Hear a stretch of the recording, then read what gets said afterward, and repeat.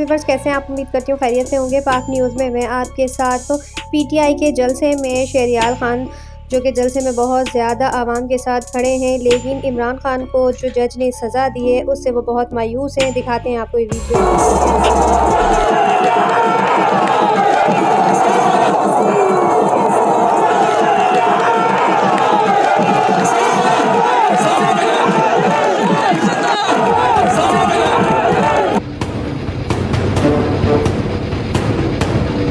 Supreme court के गैर मुनसिफाना फैसले ने पीटीआई के जोश को आग लगा दी।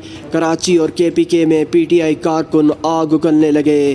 कहीं जोश जज्बा तो कहीं बल्ला छिन जाने पर आंसू। पीटीआई के मुल्क भर में इलेक्शन कैंपेन ने मुखालिफिन पर लर्ज़ा तारी कर दिया।